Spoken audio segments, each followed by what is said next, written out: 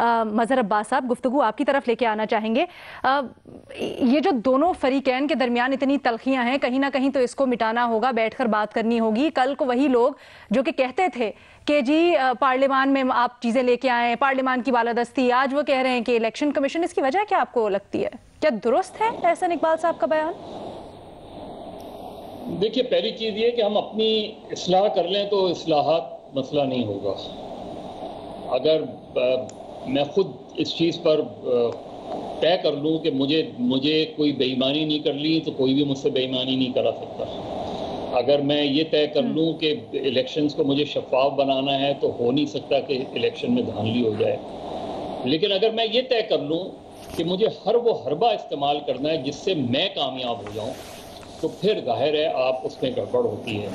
इसीलिए जो भी एहसन इकबाल साहब ने XYZ ने जो भी बातें की हैं, जो बातें वो एंकर से कर सकते हैं, वो बातें वो हुकूमत से क्यों नहीं कर सकते? यानी यही बातें वो जाके हुकूमत से मुज़ाकरात करें, उसमें ये बातें रख दें और उसमें भले आप रिजेक्ट कर दें उनकी रिफॉर्म्स, लेकिन डायलॉग का बंद करना, मुज़ाकरात के दरवाजे बंद करना, ये एक गैर जमहूरी सोच की अक्कासी करता है। ये गैर जमहूरी सोच के अक्कास है। तो ये मेरा ख्याल है कि ये कहना कि पार्लियामेंट के बेसिक चीज़ ही पार्लियामेंट होती है। इलेक्शन कमीशन के ज़रूर पावर्स होते हैं, इलेक्शन कमीशन ज़रूर रूल्स बनाता है, रेगुलेट वो करता है, लेकिन इलेक्शन कमीशन पे भी आपको वो एतमाद नहीं होता, क्योंकि इलेक्शन कमीशन आप खुद बनाते हैं, गवर्नमेंट और अपोजिशन, और उसी पर अदम एतमाद कर देते हैं। आप पिछले 3 इलेक्शन कमीशन उठा लें, पिछले 3 इलेक्शन कमीशन इन दोनों पीपल्स पार्टी और नून ने बनाए थे 2 इलेक्शन कमीशन, फिर ये तीसरा जो है वो तहरीक इंसाफ के साथ मिलकर। तो तीनों इलेक्शन कमीशन जो है पिछले गवर्नमेंट और अपोजिशन ने मिलकर बनाए थे ना, तो फिर अदम एतमाद किस चीज़ का? तो इसका मतलब है मामला कहीं और गड़बड़ है। जहाँ तक हसन साहब बात कह रहे हैं, देखिए जाहिर है मुझे बिल्कुल भी इकोनॉमी का उस तरह अंदाज़ा नहीं है जितना शायद हसन साहब को हो या दूसरों को हो, लेकिन खुदारा वज़ीर ख़जाना की वार्निंग को वार्निंग ना लें। यही वज़ीर ख़जाना का मेरे पास इंटरव्यू मौजूद है, जब ये पिछले वज़ीर ख़जाना थे पिछली हुकूमत के, मोर और लेस यही बातें करते थे। FBR के बारे में उनके रिकॉर्ड पे पता नहीं 500 करोड़ या कितनी की करप्शन।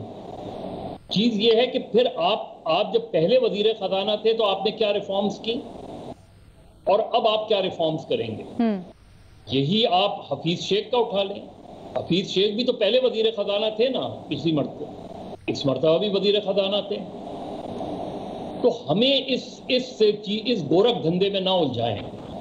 हाँ, माशी सूरत हाल बहुत खराब है, चीजें कुछ बेहतर होनी शुरू हुई हैं, लेकिन अभी हम बहुत दूर हैं, क्योंकि हम बुनियादी इस्लाहात नहीं करते। इलेक्शन इस्लाह छोड़ दें, हम बुनियादी इस्लाहात नहीं करते अपने सिस्टम को बेहतर बनाने की, चाहे वो इकोनॉमिक रिफॉर्म्स हो, चाहे वो इलेक्टोरल रिफॉर्म्स हो, चाहे वो पॉलिटिकल रिफॉर्म्स हो, चाहे वो जुडिशियल रिफॉर्म्स हो, चाहे वो पुलिस रिफॉर्म्स हो। तो हम अपने आप को रिफॉर्म ही नहीं करने को तैयार, तो चीजें बेहतर कैसे होंगी? ठीक है जी। हसन रिसात साहब, आप कमेंट करना चाहेंगे? नहीं, लेकिन अगर ये मुझे नहीं पता पहले क्या बात करते थे शौकत तरीन साहब, लेकिन जो बात करते थे इस तरह के मामला में को कट ऑफ डेट नहीं दी जाती, वो तो हो गया मुल्क के साथ वो जो अगर पहले इस तरह की बातें करते थे वो तो हो गई हैं। अब तो 4 साल की बात, और आपको नहीं पता लग रहा है या मुझे नहीं पता लग रहा। You don't have to be an economist to understand what's going on. आम आदमी अपने पेट से पूछ लेगा, अपने चूल्हे से पूछ लेगा, वो उसको बता देगा कि क्या हुआ। 4 साल नहीं, वो मुमकिन है 6 साल हो, लेकिन वार्निंग बहुत सीरियस है। हालात देखिए, ये ना देखें वो क्या कह रहा है बंदा। नहीं, ठीक है, हसन साहब का अपना व्यू है, उन्होंने दे दिया, मेरा अपना व्यू है। मैं तो कह रहा हूँ ना कि मैंने कहा कि और आपका वही नुक्ता, हाँ, बुनियादी इस्लाहात जो हमें वार्निंग दे रहे हैं, वो पहले अपनी जिम्मेदारी कबूल करें कि वो इसके जिम्मेदार है सिचुएशन के। बिल्कुल ठीक, दुरुस्त बात, ठीक है जी।